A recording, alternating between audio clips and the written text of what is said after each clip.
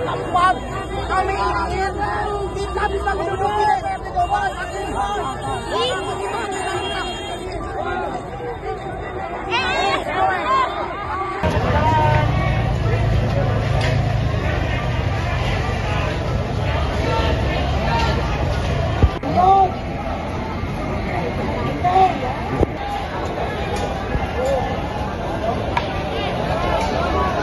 Enggak. Ayo. Parah ini.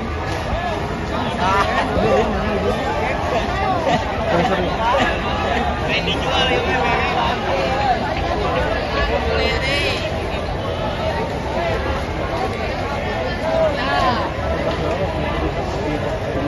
Iya. Diambil. Oke, dulu. Tata. Jalanan menuju gedung DPRD Jawa Barat masih lengang, tapi hati Kang Deddy Mulyadi, sang gubernur, mendadak bergelora. Seruan massa aksi mulai menggema. Tuntutan perubahan dan pengakuan. Ia berjalan pelan, menapaki tangga DPRD dengan tatapan penuh kesungguhan. Kerumunan pendemo mulai memanas.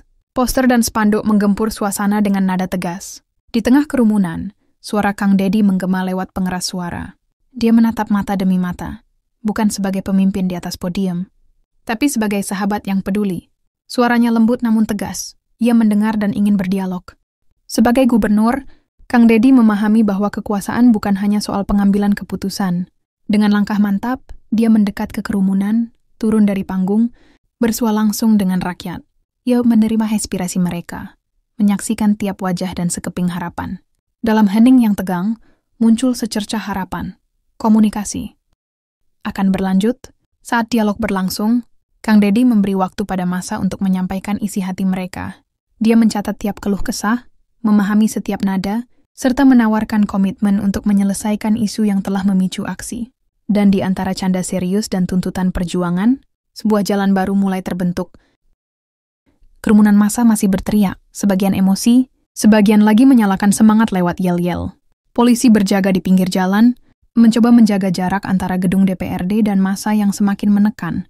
Namun tiba-tiba, dari arah gedung, seorang pria bersarung tangan hitam, mengenakan kemeja sederhana dan ikat kepala putih khasnya, melangkah keluar. Dialah Deddy Mulyadi. "Biar saya yang menemui mereka," ucapnya tegas kepada aparat yang mencoba menahan. Langkah itu mengejutkan banyak orang. Sebagian aparat mengira ia akan memantau dari jauh. Saat Deddy turun ke tengah kerumunan, massa sempat terdiam sejenak, kaget melihat sosok yang mereka kenal berani mendekat tanpa pengawalan ketat. Beberapa orang masih berteriak, tapi banyak yang menundukkan suara. Ia berdiri tepat di depan mereka, menatap lurus tanpa gentar. "Silakan teriak, silakan sampaikan." Suaranya menggelegar tapi tenang. Seakan ada magnet, teriakan yang tadinya gaduh berubah menjadi bisikan-bisikan rasa hormat. Orang-orang mulai mendorong maju perwakilan mereka untuk berbicara langsung.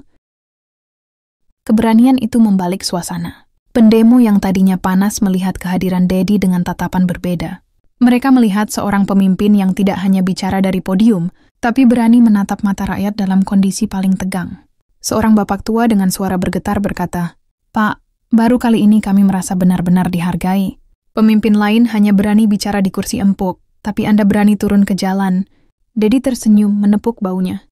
Kalau pemimpin takut rakyatnya, itu bukan pemimpin namanya. Setelah beberapa menit suasana mereda, Deddy Mulyadi mengangkat tangannya, memberi isyarat agar semua pendemo tenang. Ajaibnya, ribuan suara yang tadinya bersatu dalam teriakan, perlahan mengecil, menyisakan hening yang penuh harap. "Silakan bicara. Apa yang kalian perjuangkan hari ini?" kata Deddy lantang. Satu persatu perwakilan massa maju, menyampaikan keluh kesah mereka. Ada yang menyinggung persoalan ketidakadilan, ada yang mengeluhkan kesejahteraan, dan ada pula yang menuntut transparansi anggaran. Deddy mendengar semuanya tanpa memotong.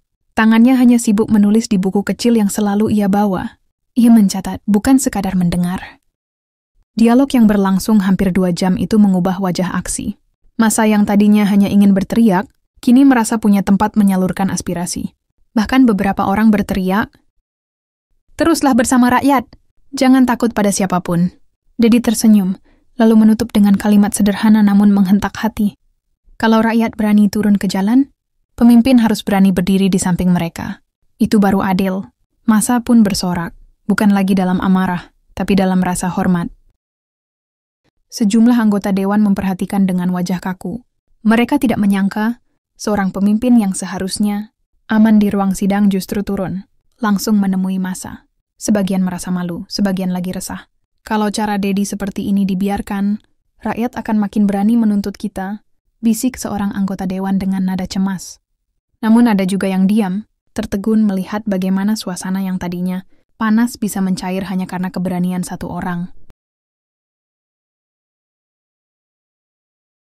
Kabar keberanian Dedi Mulyadi mendatangi pendemo langsung menyebar cepat.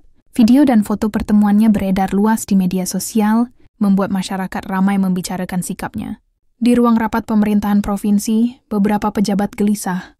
Mereka khawatir aksi-aksi berikutnya justru akan menjadikan Dedi pusat perhatian dan rakyat semakin membanding-bandingkan.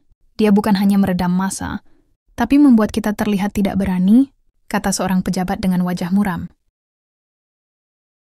Sementara itu, massa yang sudah didengar oleh Dedi perlahan membubarkan diri. Tidak ada kericuhan, tidak ada bentrokan. Mereka pulang dengan wajah lebih tenang, sebagian sambil bercerita kepada rekannya. Ternyata masih ada pemimpin yang mau duduk bareng rakyat. Di jalan-jalan kecil, perbincangan itu menjadi kabar hangat.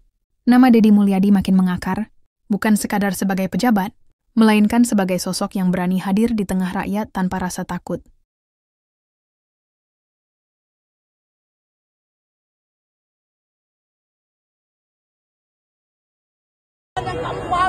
Kami ingin kita bisa menduduki DPRD Jawa Barat.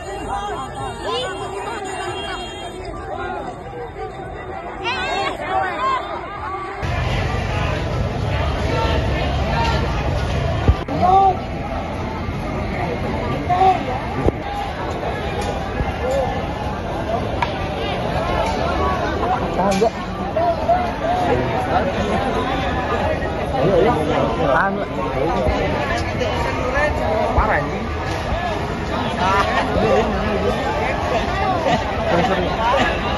Ini jual ya,